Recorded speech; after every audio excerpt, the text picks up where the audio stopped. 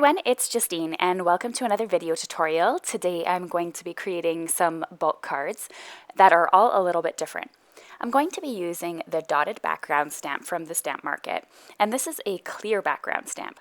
So with clear background stamps, I prefer to just remove the back acetate from the stamp and then stamp directly on there with my cardstock. I'm going to be inking up my stamp using some Versamark ink. Since this is the first time I'm using it, Versamark is a great way to season your stamps. And I'm going to put the cardstock directly on the back and rub my fingers and fist all over the background. When I pull it off, I'm going to have the perfect dot impression. I'm then going to be using the cool Jade embossing powder from Nuvo to create my background. I'm going to be using 5 different colors of Nuvo embossing powder today. I got these a while ago and this is the first time that I've been able to use them. So out of these, I'm making 5 cards today and I'm going to use 5 different colors. So this one here is the purple haze and it's a really pretty dark purple embossing powder, and I've been looking for a dark purple embossing powder for quite a while now. So I went ahead and I stamped all 5 of these backgrounds off screen, and I'm just showing you the different colors and how they look on the background. This one here is Ballerina Pink. And each time you can see that I add the embossing powder and I try not to get my fingers onto the background because the oils from your fingers can make the embossing powder stick. And I always flick the back of the cardstock to get off any excess embossing powder. This one here is Soft Lilac. If you happen to notice that there's some straight embossing powder, you can take a dry paintbrush and just brush it off before melting it. This last color here is called Serenity Blue, and this is a really pretty one here. And I think these colors, they're almost, aside from the purple, pastel-like, and really great for very elegant and subtle cards. Now here comes the fun part of melting these with my heat tool. So I'm just grabbing my Wagner heat tool here, and I'm going ahead and holding them with some tweezers while they melt, and I am melting each one of these. Now, I don't want the full background on here. I want it to kind of be just a part or an element of my card. So off screen, I went ahead and I cut these down using a stitched rectangle die. I'm going to fold up all 5 of my card bases right now. These measure 11 by 4 1/4, and I fold them in the middle at 5 1/2 inches. So now I have all of my backgrounds cut out using the stitched rectangle die. This is from My Favorite Things, and I use the largest die in the set. And it creates a really nice, about a 1/2 inch border around the outside of your card. Lately, I've always been doing 1/4 inch borders, but the 1/2 inch I find creates a really nice, clean and simple look because you get so much white. I'm now going to do all of the elements of my cards before I start putting them together. So I grabbed these dies, and these ones here are really neat because when you cut them out, you can see you get sort of a shadow box behind them. It's a very, very thin die, and then you get the actual word die itself, and there are 4 different ones in this set. And I'm going to just cut all of those out in black cardstock. Now I'm going to go ahead and add some stamps from 2 different stamp sets. They are called Botanicals and Feeling Floral. The Botanicals stamp comes also with some coordinating dies, but not for all of the dies. So I went ahead and I die cut some of these images and I fussy cut them when I was finished. So I grabbed some card panels here and I went ahead and arranged some of my stamps, and I'm going to stamp them twice so that I get a really nice clear black impression on them. These flowers are really gorgeous and are really great if you enjoy coloring, but you can also create them and leave them in black and white like I'm going to do to create some very clean and simple cards. So I actually stamped out a couple of card panels here full of different stamps that I'm going to be using on my cards. And again, they're from the 2 different stamp sets. So that's what's really great about the stamp market, is that you can combine different florals and botanical stamps, and they all have a similar style, so you don't even realize that they're from 2 different stamp sets.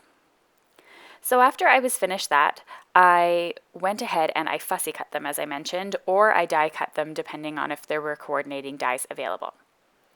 So as you can see, I actually stamped quite a few elements onto some cardstock.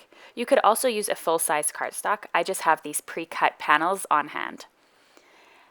And I'm also going to be doing a little bit of embossing as well. So sometimes I just like to go ahead and I do all of the die cutting and all of the stamping and all of my elements first, and then I rearrange. It doesn't necessarily mean I'm going to use all these pieces, but I put all these pieces aside for later and I stick them inside the stamp pocket itself so I can use them during future cards.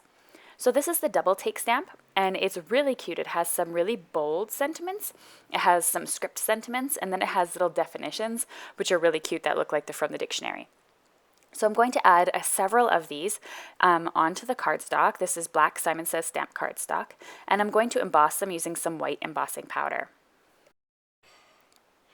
I actually stamped them twice using the Versamark just to be on the safe side because this was a brand new stamp, and I went ahead and I dunked it into my embossing powder because I can't find my spoon at the moment. And I went ahead and I embossed that and heated those using my heating tool, just like I did in the beginning with the colored embossing powder. And as I said, I didn't end up using all of these, so I just stick them into the back of my cards when I'm all finished. So I've rearranged all of my cards now with a bunch of the elements that I had fussy cut. If you have a scanning cut, you could also cut them out using a scanning cut, or you could just get some of the coordinating dies, but they aren't available for all of these. So it's just really up to you how much effort you want to put into your cards. If you prefer to just save some time, obviously then you're only going to stamp the elements that have die cuts with them, or if you have the scanning cut, you're good to go. It's completely up to you. So I'm going ahead and I'm rearranging all of these cards in various ways. I have them all laid out, so all I need to do is add glue. So you can see I'm using a combination of some liquid glue, I used some 3D foam tape, and I went ahead and I used my Xyron sticker maker here. And the reason why is these dies are so fine, and I don't want to have to glue them using liquid glue. I think it's just going to make a mess. So I ran them through my die cutting machine, and it adds an adhesive onto the back of the dies. You could also buy stick-it paper, it's called, and you could add that on before die cutting. It's completely up to you how you want to do it. So I'm able to arrange it here and then push it down onto my card to make it stick. And I cut off all of the edges that are hanging off the card. So I really enjoyed putting all of these little card collages. I love making collages on cards, and they're perfect when you kind of don't have any ideas on what to do. You just create a whole bunch of elements, arrange them in a collage, and usually you'll get something really elegant and beautiful when you're finished. All of these really fun, bright backgrounds as well with the dotted background and the Nuvo embossing powder really make the color pop, but it keeps everything really clean and simple because there's so much white space on the cards. So you can see I used a combination of the die cuts that I cut out as well as the embossed elements. And here is a final look at all 5 cards, and I hope you enjoyed watching this video tutorial featuring the Stamp Market stamps. So I hope you'll give the Stamp Market a check out. I will link to all the products that I used in this video below in the video description. And on my blog, I have photo links to all the stores so you can see exactly what you're clicking on. Here I have a couple of suggested videos, and if you would like to subscribe to my channel, you're welcome to. Thanks so much for watching, everyone, and I hope you enjoy the rest of your week.